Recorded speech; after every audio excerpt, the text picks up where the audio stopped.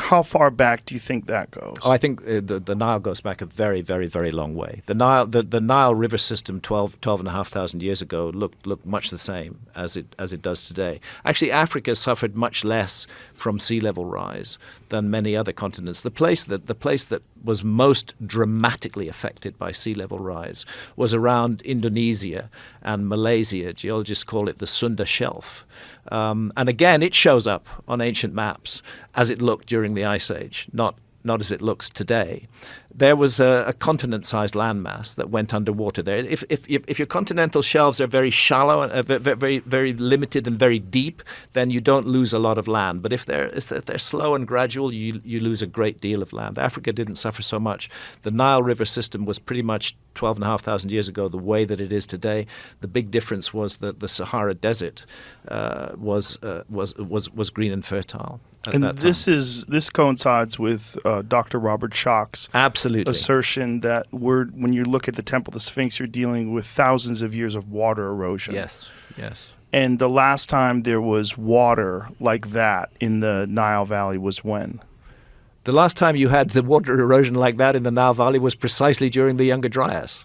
The Younger Dryas was a period of extremely heavy rains in Africa, and its rainfall, its erosion caused by heavy rains, that is the enigma on the Great Sphinx. We're not saying that there was a flood came over the Great Sphinx.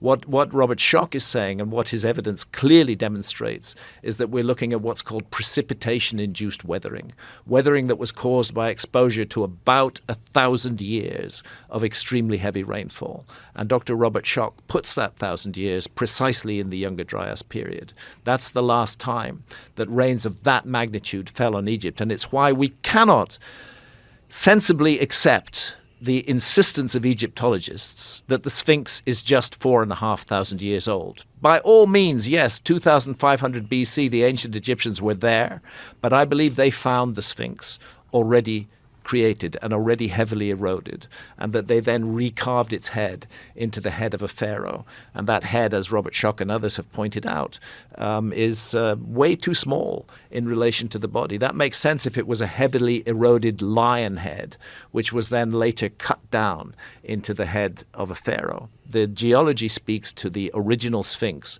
being more than 12,000 years old.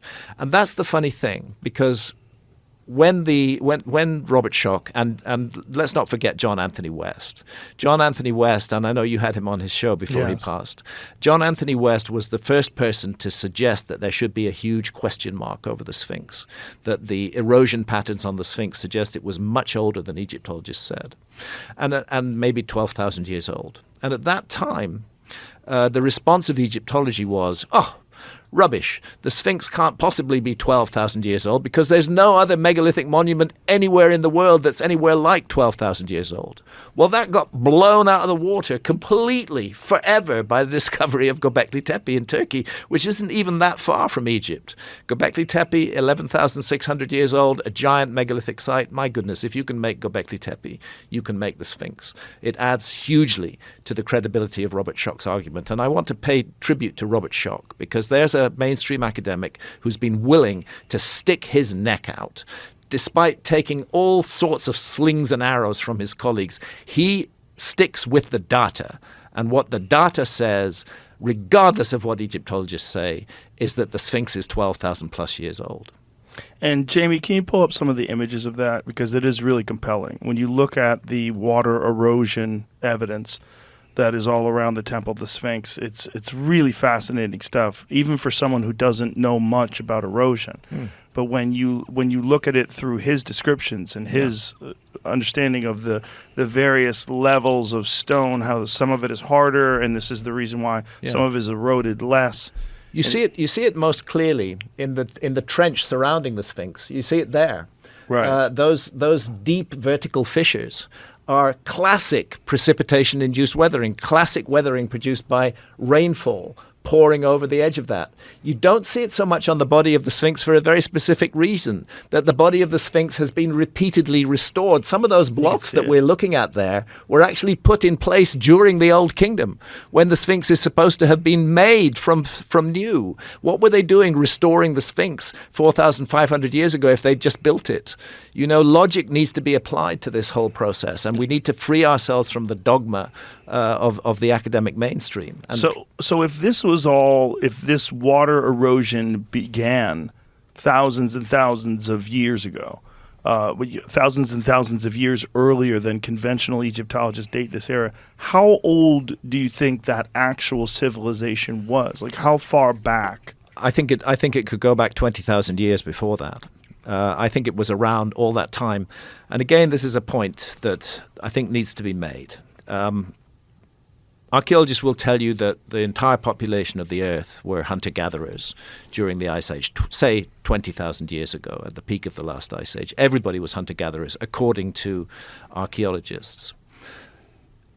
But we today live in a world where an advanced civilization, our own, if we dare call ourselves advanced, and in some ways I think we're not advanced at all, coexists with hunter-gatherers. There are hunter-gatherers in the Amazon rainforest. Some of them don't even know we exist. They've been spotted from aerial surveys. Hunter-gatherers in the Namibian desert. The notion that different types of civilization can coexist on the same planet shouldn't be surprising to us, because we do it. And that's what I'm suggesting was the case back then. But a civilization very different from our own. They certainly had technology, enough technology to explore the Earth, enough technology to map the Earth, very advanced astronomy, knowledge of obscure astronomical phenomena such as the precession of the equinoxes, such as the obliquity of the ecliptic. I won't go into details, but it's present in ancient knowledge. There's an amazing book, which I may have mentioned to you before, Joe, a book called Hamlet's Mill. And it was written by two professors of the history of science, Giorgio de Santillana and Hertha von Deschen, back in the 60s. And what that book is dynamite, because it shows, going back into the oldest myths and traditions of the world, highly advanced astronomical knowledge. Astronomical knowledge that should not have been possessed by hunter-gatherer civilizations, astronomical knowledge that could only have been accumulated through thousands of years of careful observation and recording of data.